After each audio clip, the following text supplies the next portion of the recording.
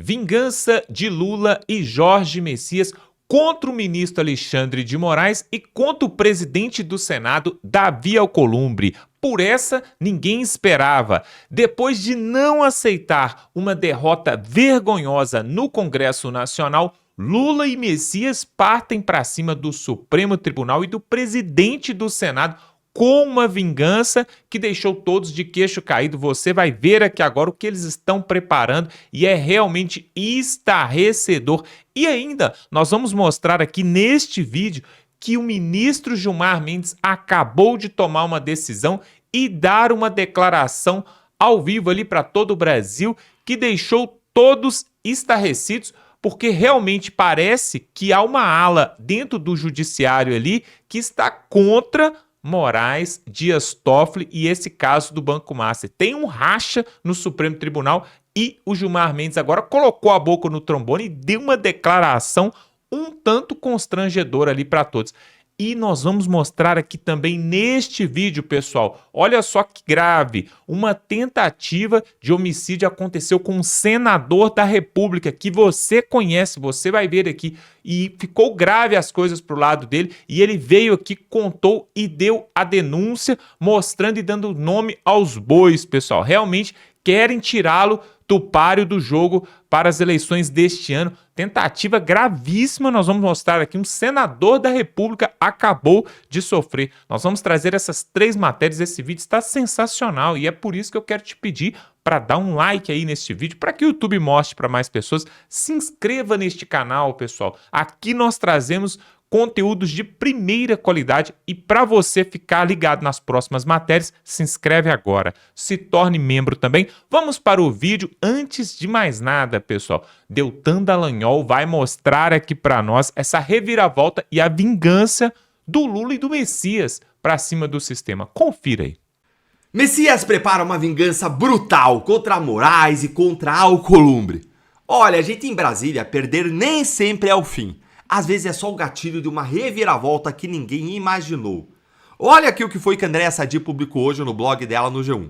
Hoje o Jorge Messias entrou em modo guerra contra Moraes e Alcolumbre, com o apoio de Lula. E a vingança que ele prepara pode terminar com a Polícia Federal batendo na porta do Alcolumbre às 6 da manhã. Eu vou te mostrar agora por que essa derrota humilhante do Messias no Senado pode ter sido o pior negócio para Moraes e Alcolumbre nos últimos 10 anos. Lê aqui comigo o que foi que Andréa Sadi escreveu.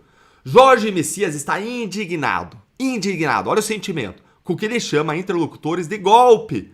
Gente, ele chamava o impeachment da Dilma de golpe, e agora ele chama a rejeição dele no Senado, algo legítimo, votado, como golpe. Golpe do presidente do Senado, Davi Alcolumbre, e do ministro do Supremo, Alexandre de Moraes, para derrotá-lo. E ver também nos bastidores a atuação do ministro Flávio Dino. Dizem que é a rejeição dos piores sentimentos humanos. O marido, a esposa rejeitado, mas tem um pior ainda, que é a traição. E olha aqui como que ela continua, Andréa Sadi.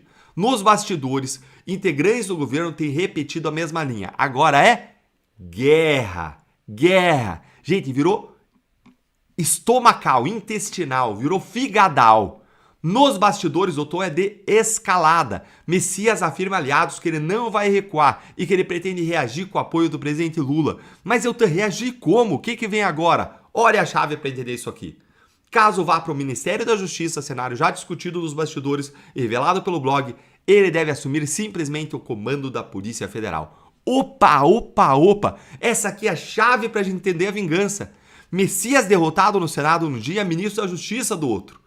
A terra plana, ela não gira, ela capota. O Ministério da Justiça é simplesmente quem comanda politicamente a Polícia Federal.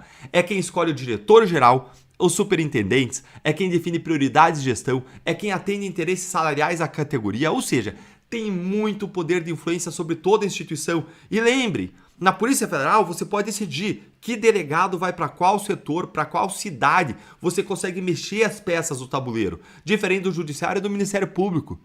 E se o chefe do chefe da polícia, se o ministro da Justiça não for correto, se não for um cara cristão genuíno, não for honesto, tô falando C. Nesse caso, ele pode chamar para chefiar investigações específicas ou chefiar casos até no Supremo, pessoas próximas dele, com ordens para perseguir, destruir, caçar. E eu vou te mostrar 2 alvos principais. Não que eu ache que o Alcolumbre seja um santo, ou que Moraes seja um santo, pelo contrário. Mas, nesse ponto, investigações são devidas. Agora, o ponto aqui é que o Messias pode alocar prioridades, fazer forças-tarefas, alocar recursos para que alvos prioritários sejam derrubados. Alguém correto não faria isso. Um cristão não se vingaria. O certo na administração pública chama que é o princípio da impessoalidade, tratar todo mundo igual, deixaria as investigações seguirem no seu próprio passo. Mas a questão é como que o Messias vai agir. Vai me contando aí nos comentários e olha esse detalhe que crava o tom da escalada. O atual diretor-geral da Polícia Federal, Andrei Rodrigues, ele jantou na casa do Moraes na véspera da votação do Messias. Dormiu na casa do articulador da derrota e voltou para trabalhar no dia seguinte. O Planalto ficou indignado. E qual que é o resultado possível, Deltan? Bom, a gente só vai saber isso se o Messias for mesmo para o Ministério da Justiça. Mas o resultado possível é a troca do comando da Polícia Federal. Sai Andrei Rodrigues, entra alguém de confiança do Messias. E aí o Messias, em modo guerra, junto com essa pessoa, escolhendo pessoalmente não só o substituto, mas escolhendo as peças que vão trabalhar nas grandes investigações em modo vingança. E agora vem a parte bombástica. O que o Messias tem nas mãos para entregar para o novo diretor-geral da PF? Eu vou te mostrar alvo 1. Davi Alcolumbre. Uma reportagem da revista Piauí desta semana, essa aqui, revelou os tentáculos do Davi Alcolumbre em 2 escândalos. Vejam, a Amprev, a Previdência do Amapá, fundo de pensão lá do Amapá, investiu 400 milhões de reais em papéis podres do Master. Quem que preside a Amprev? Jocildo Lemos, ex-tesoureiro de campanha de quem? Ele, Alcolumbre. E o irmão do Alcolumbre, o Alberto, ele era conselheiro fiscal. E o ex-chefe de gabinete do Alcolumbre, o Paulo Boldens, ele recebeu 3 milhões do careca do INSS. Ou seja, Alcolumbre está na mira das 2 maiores investigações em curso hoje no país. Alvo número 2, Alexandre de Moraes. A esposa do Moraes, a dona Vivi, ela afirmou aquele contratinho, você lembra daquele 129 milhões de reais com o Master? Não explicados até hoje? Aí o Messias, no controle do Ministério da Justiça, ele pode atuar para que a Polícia Federal aperte ainda mais o cerco contra Moraes. Algo que já iria acontecer naturalmente com a avançada das investigações, com o ministro André Mendonça na relatoria do caso, mas, se Messias for mesmo pro MJ, e ele se torna aí mais um foco de pressão. Agora com o objetivo de vingança pessoal, para que Moraes caia. Briguem, desgraçados, briguem, como diz o meme, né? Eu quero mais é que briguem. Agora se junta tudo. Messias entra no Ministério da Justiça. Andrei Rodrigues sai. Entra alguém escolhido pelo Messias com o apoio do Lula. O caso do Master, o caso do INSS, agora mais do que nunca começam a andar mais rápido e ter 2 alvos prioritários, Alcolumbre e Moraes. E numa manhã qualquer de 2026, carros da Polícia Federal estacionam em endereços em Brasília. 6 da manhã, mandados de busca e apreensão, cobertura em rede nacional, em pleno ano eleitoral. Por isso que eu disse que a derrota humilhante do Messias pode ter sido o pior negócio que o Moraes e o Alcolumbre fizeram nos 10 últimos anos. Porque agora o Messias tem um motivo pessoal, rejeição, vingança, traição, tem possivelmente uma carta branca do Lula. E pode ter as armas prontas contra todos que o derrubaram.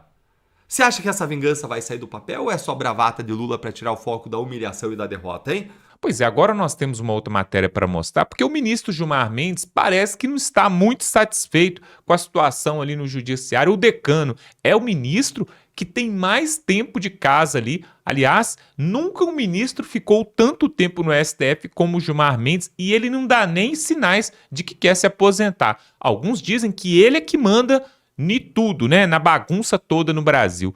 Preste atenção na declaração que ele deu e olha que absurdo que ele acabou de falar, realmente jogando na lama ali toda a moral do judiciário. Confira. Eu estou gravando esse vídeo aqui especificamente para o presidente do STF, ministro Fachin. Senhor ministro, Vossa Excelência, o senhor precisa urgentemente dar férias para Gilmar Mendes. Gilmar Mendes não está bem. Eu acho que como presidente da corte, o senhor tem que se preocupar com a sanidade mental e física dos membros da mais alta corte do nosso país. E através das últimas entrevistas e falas do Gilmar Mendes, fica mais do que comprovado que ele não está bem, ele precisa de fazer alguma espécie de retiro para recuperar a sanidade mental. desde que o nome dele foi incluído no relatório do crime organizado, desde que tentou indiciá-lo o ministro Alessandro Vieira, Gilmar Mendes deu algumas entrevistas cometendo graves erros e destruindo a quase inexistente reputação da nossa Suprema Corte. Como você sabe, cometeu homofobia, zombou do sotaque do Zema por ser mineiro. Depois disso, que se depender dele, ele vai barrar o impeachment de ministro do STF. E por último, durante uma sessão do STF, ele tenta explicar que o caso Master não é um caso do STF. Só que ao fazer isso, ele complica ainda mais a reputação de uma corte que já está tão desgastada. De fato, os números do Datafolha divulgados em 11 de março são eloquentes e desautorizam qualquer... Datafolha publicou uma matéria, uma pesquisa, em 11 de março. 11 de março são quase 2 meses atrás, que mostrava uma desconfiança do STF de 43%. Ele tenta explicar que, no frigir dos ovos, o STF, Congresso, Presidência, todos sofrem por desconfiança, por uma crise institucional, nacional. Então não é um problema apenas do STF. De fato, os números do Datafolha divulgados em 11 de março são eloquentes e desautorizam qualquer leitura seletiva da crise de credibilidade que atravessa o país. 45% dos brasileiros desconfiam do Congresso, 43% da Presidência da República, mesmo índice que o do STF. 43% em 11 de março, como diz o Gilmar Mendes, desconfiam do STF. Pois hoje sai uma pesquisa do Real Time Big Data mostrando que 55% dos brasileiros desconfiam do STF. Nós saltamos em 2 meses de 43% para 55%. São 12% de aumento em pessoas que desconfiam. Nós temos a esmagadora maioria do Brasil desconfia. Mas voltamos à fala do STF, do ministro do STF, para você entender que a situação se agrava ainda mais. 36% da imprensa, 52% dos partidos políticos.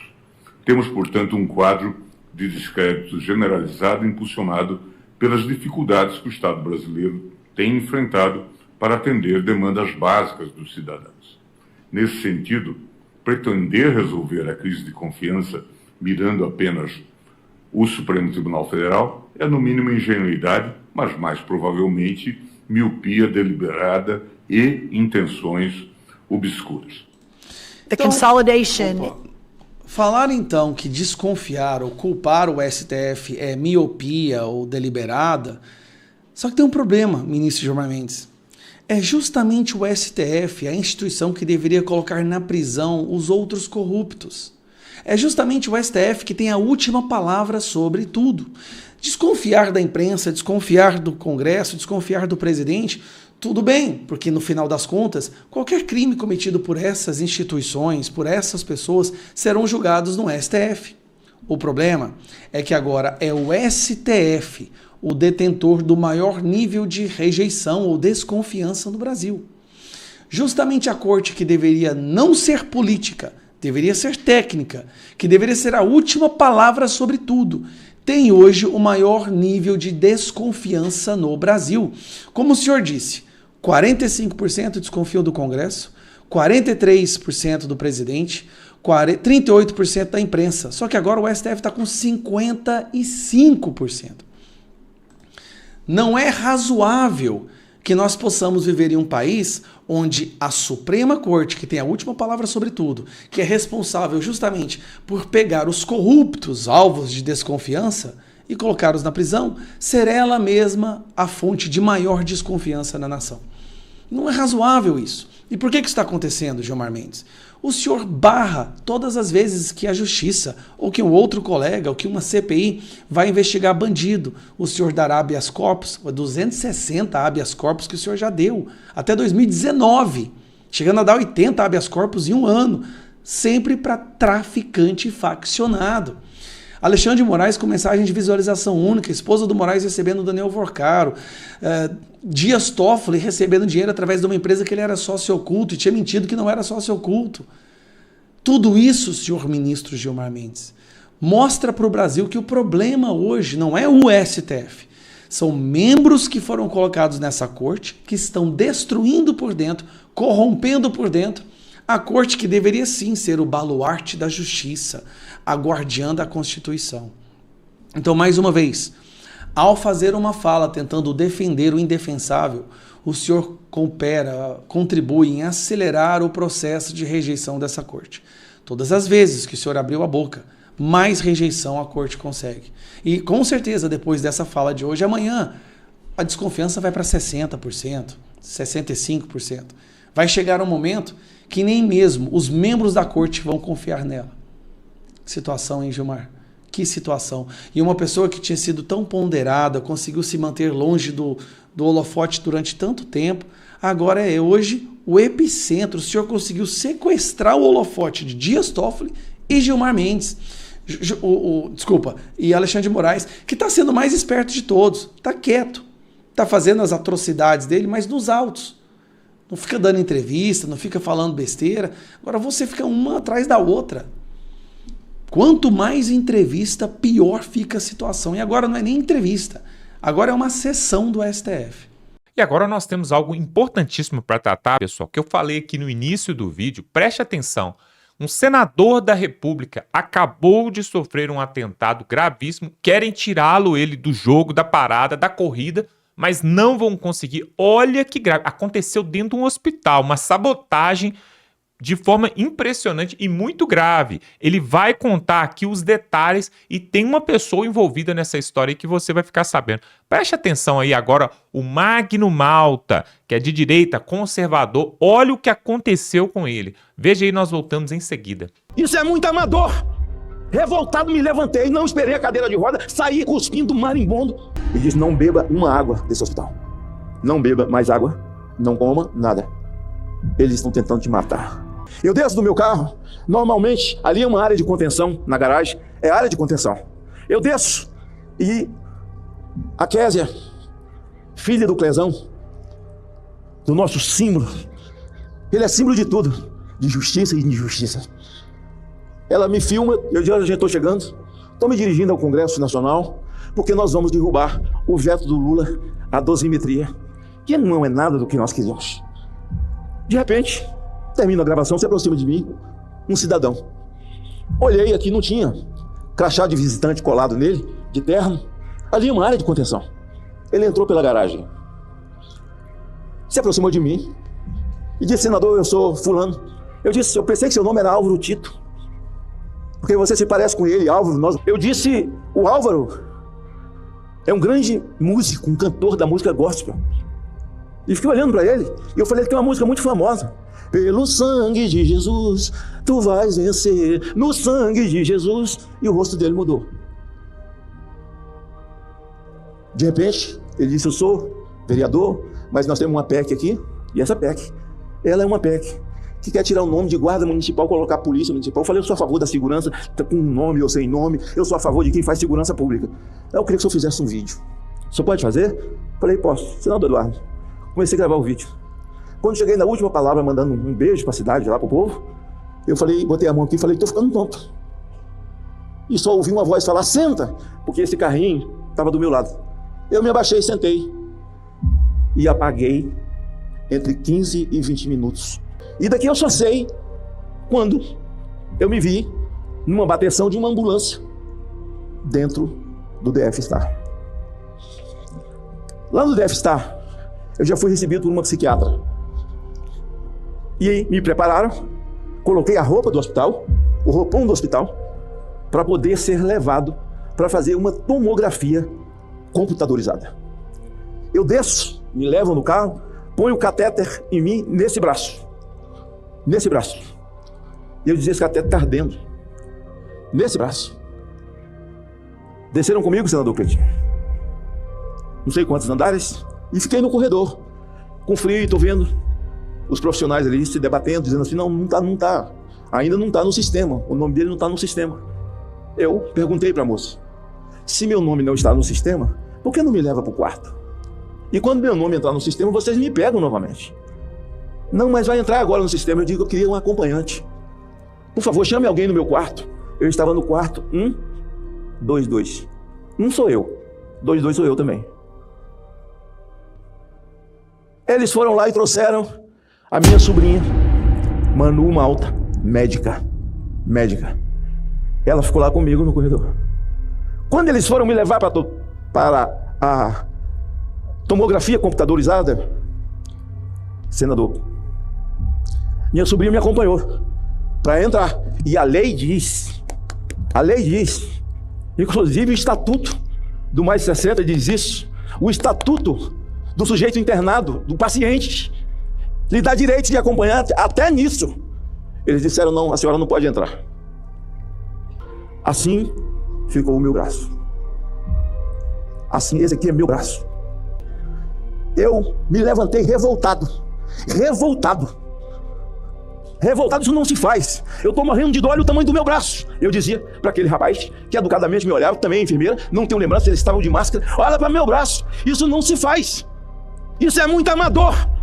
Revoltado, me levantei, não esperei a cadeira de roda, saí cuspindo marimbondo, me sentei na cadeira de roda e a minha sobrinha médica começou a me levar juntamente com um rapaz educado que lá estava. Eu podia estar em qualquer um outro quarto do hospital para poder fazer meus exames, mas eu já voltei para a UTI.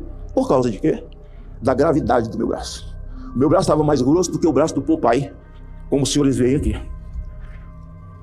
Essa comparação aqui, por favor. Por favor, a câmera. Aqui, presidente. Olha aqui, os senhores. De repente, eu recebo todo mundo no quarto.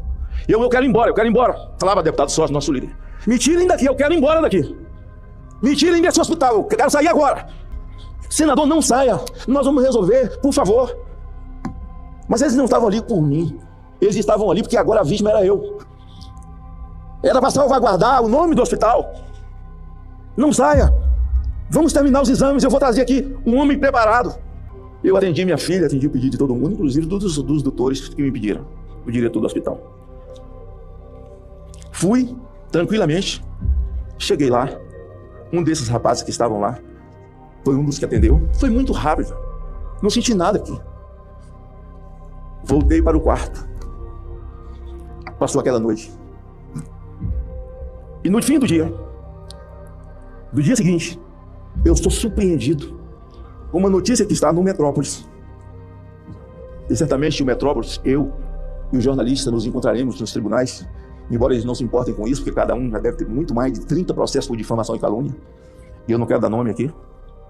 Porque todas as pessoas que repetiram, todos os blogs, o título era o mesmo. Senador Magno Malta dá tapa na cara da enfermeira. Eu nunca bati em ninguém, senador. Aqui está meu povo, minha família. Nunca toquei numa filha minha, porque não houve necessidade de correção. Agora eu quero perguntar ao diretor do hospital, que deu o telefone, que deu o cartão, conte conosco, nós faremos de tudo. No dia seguinte, ele não atendeu mais ninguém. No dia seguinte, ele não falava com nenhum de nós. Por quê? O problema estava resolvido? Eles não nos atenderam mais. E eu recebo essa notícia, imagina os senhores, eu dando um tapa na cara de uma enfermeira, de uma pessoa, de uma mulher. Imagine essa cena, eu dando um tapa no rosto dela. É claro que ela cairia. É claro que o óculos cortaria o rosto dela. É claro que o rosto dela estaria inchado. Mas não tem uma fotografia. Ah, mas não tem câmera lá dentro. Todo mundo tinha um celular. Podia ter fotografado o rosto da amiga. Porque minhas mãos estariam lá. Fizeram um boletim de ocorrência pela internet. E eu quero desafiar agora aos detratores da honra, aqueles que querem destruir a minha história, aqueles que querem desgastar a minha história, a minha vida, por causa de um processo político. Agora, não pensem, senhores, que eu vou dar um passo atrás. Eu continuo mesmo com a mesma incisividade de que o Brasil vive debaixo de um consórcio de perversos. Não sei por que essa moça fez isso. Não sei incentivada por quem. Porque certamente se eu tivesse dado um tapa no rosto dela, ela teria que ter sido acudida pelos companheiros, que rapidamente teria me filmado mesmo ali, eu saindo do corredor. Não existe. Se aparecer uma fotografia minha, uma filmagem minha, batendo no rosto dessa mulher, eu não serei digno de olhar nos olhos das minhas filhas, eu não serei digno de olhar para os senhores que são meus companheiros, eu não serei digno de entrar na minha casa, eu renuncio meu mandato. Eu renuncio o meu mandato. Será o meu último discurso nessa casa, renunciando o meu mandato. Rapidamente, a seu pedido, que Vossa Excelência estava lá na outra casa, Vossa Excelência parou a sessão para fazer um comunicado do meu estado naquele momento, de fato, eu estava nos braços da morte. Eu fui para lá e dizer, olha, o estado do braço dele, nós estamos cuidando. Realmente, caminha com uma trombose gravíssima, mas ninguém fez nada disso. Simplesmente, quando eles tomaram conhecimento, vieram correndo, assumiram, pediram desculpas pelo erro, trouxe o profissional, muito profissional mesmo, e obrigado, doutor. Mas no outro dia, o presidente do DF-Star já não mais atendia. Um profeta ligou e mandou passar o telefone para mim. E disse, não beba uma água desse hospital. Não beba mais água, não coma nada. Eles estão tentando te matar. Eu pedi rapidamente um exame profundo de sangue. E disse, olha, doutor, eu preciso de um exame profundo de sangue. O doutor que ficou responsável, botaram ele pagou o preço disso, tem o nome dele aqui. Eles não falavam, não atendiam e não me deu meu prontuário. Presta atenção. O prontuário é do paciente, é meu. Eu tenho que levar para casa. Eles não me deram meu prontuário. Responderam a minha assessoria para requerer que eles vão entregar dia 7. É tempo de ter mudado muita coisa. E esse doutor, que eu respeito, ficou ali, leva recado, traz recado. Leva recado, traz recado. Eu entrei com um boletim de ocorrência e não queria fazê-lo. Queria tranquilizar a mãe dessa moça, a enfermeira, a família, o pai, que publicaram até que ela disse que estava com medo de se encontrar comigo. Medo de mim que só defendia a vida. Não fiz outra coisa na minha vida pública. Não tenha medo de mim, moça. Tenha medo de quem possa ter lhe incentivado a fazer o que você fez. Não apresentou o exame de corpo de delito. Podia ter ido para a delegacia. Fazer o exame de corpo de delito é minha mão e ia estar no rosto. O rosto ia estar inchado. Eu precisava, senhor presidente, falar isso no Brasil. E quero dizer a Vossa Excelência que aquela contenção ali não é contenção. Nós fizemos todo um trabalho de acompanhamento, inclusive a Polícia do Senado, que eu quero agradecer, identificou o homem aqui dentro. Na hora que eu termino de dar a gravação para ele, eu caio quase que na frente dele. E aí depois eu perguntei, aquele moço que eu dei entrevista, ele ficou para ajudar? Não, ele sumiu. Como que você está dando entrevista para alguém, você cai e a pessoa some? Eles encontraram ele aqui dentro, perambulando por aqui. Peço Vossa Excelência uma providência, porque na contenção ali é preciso que tenha segurança, porque a pessoa pode vir na chapelaria, descer andando e entrar para dentro do nosso estacionamento. Todos nós estamos correndo perigo. Sobre esse cidadão, eu não falo das investigações que foram feitas, que cada um segue a sua vida, cada um segue a sua fé, a sua religião do jeito que você quer, do jeito que você pratica. Eu não vou entrar nesse mistério. Nesse mistério, eu tive um ataque espiritual. Entro com esse requerimento, que já foi postado, eu já comuniquei a Vossa Excelência, pedindo a Vossa Excelência segurança. Eu vivo um momento, eu estou vivendo, bom seria que todos tivessem segurança, porque a insegurança no Brasil, ela é tremenda, a falta de segurança, onde o crime organizado toma conta do Brasil. O meu recado é, eu não vou parar. Não vim aqui fazer discurso de coitado, vim dar uma cronologia da verdade. Cronologia da verdade. Mostrem, documentem, provem. E aqueles que querem me ver pelas costas, pode ser o mesmo time que sempre quis ver Jair Bolsonaro pelas costas. Porque, eu encerro, senhor presidente, Jesus disse que aquele que crê em mim, ainda que beber algo mortífero, não lhe fará mal. Eu creio em Cristo. O apóstolo Paulo escreveu, se te mostrares fraco no dia da angústia, a tua força será fraca. E eu não vou me mostrar fraco. Eleva os meus olhos para os montes, de onde me vem o socorro. O meu socorro virá do Senhor, que fez o céu e a terra. É daí que vem o meu socorro. É nele que eu confio, é dele que eu dependo. Gostaria, pois, que essa casa, por prevenção, com todos esses senadores, sei que todos estão na mira da retaliação, por conta da rejeição, da indicação, que é realmente do presidente da República, mas é dessa casa. O poder de aprovar ou não aprovar. E sei que muitos estão sendo cobrados de maneira muito vil, com frases até para mim, porque eu nunca fiz nada que vocês quisessem ou impusessem. Nunca recebi, nunca comi lentilhas na vossa mesa. Obrigado mais uma vez, senhor presidente. Fica o meu registro da verdade. Vou às últimas consequências. Pois é, pessoal, o Brasil não é mesmo para amadores, né? Nós já tivemos neste país vários atentados que aconteceram ali com políticos, com pessoas influentes ali em Brasília. Alguns nomes nós não podemos falar aqui por questões de segurança. Outros nós podemos citar aqui para você raciocinar aí. Você se lembra do Teori Zavascki, ministro do Supremo Tribunal Federal, que de uma forma totalmente misteriosa, né, caiu ali, teve uma queda de avião, o avião, né, teve problemas ali e ele veio a falecer, e em seguida me entra Alexandre de Moraes e companhia no seu lugar. Todo mundo sabe dessa história, mas ficou por isso mesmo. Eduardo Campos, pré-candidato à presidência da República. Na época, não existia o movimento bolsonarista, não existia Bolsonaro na parada. O Eduardo Campos estava levantando a bandeira da direita, do conservadorismo. E na época tinha até a Marina Silva, era de centro ali, tinha a cabeça mais centrada, né? Estava ao lado também do Eduardo Campos. Ele também teve um acidente e veio a falecer de forma misteriosa. Temos aí mais lá atrás, há mais tempo atrás, Ulisses Guimarães. Nem sabemos o que deu, ninguém nem viu o corpo do cidadão, né? E tem uns outros nomes aqui que infelizmente eu não vou poder citar aqui porque dá problema. Mas são pessoas que desaparecem do mapa, que são cortadas aí do mapa de forma misteriosa e autoridades ali em Brasília parece que tem interesse, né, com que essa pessoa não continue, pelo menos, na política. Alguns deles que não passam dessa para outro melhor, mas continuam nessa terra, são aniquilados do sistema. É o caso, por exemplo, do Jair Bolsonaro, né? Jair Messias Bolsonaro, que resolveu enfrentar o sistema, resolveu bater de frente com a TV Globo, bater de frente com ministros do Supremo, bater de frente com os esquerdalhados, né? E o que aconteceu? Ele foi extirpado do sistema, agora está lá, né? Na sua residência, cumprindo prisão domiciliar. Inclusive, eu vi um post onde mostra a Michelle Bolsonaro no meio da madrugada, dando banho nele ali, mostrando realmente uma dificuldade tremenda. Ele fez uma cirurgia no ombro, né? Devido ao seu estado de saúde ali, não pode ter movimento nenhum, não pode fazer nada, não pode comer qualquer coisa por causa da questão da facada, né, ali no intestino. Ou seja, além de ter os seus direitos políticos todos rejeitados e travados, ele ainda tem um estado de saúde bastante complicado. Pessoal, olha a situação, olha só para você entender. O povo brasileiro não observa como que as coisas vêm acontecendo de 5 anos para cá, pelo menos, desde quando o Lula... 5 não, vamos pôr 5, 6 anos, desde quando o Lula foi solto.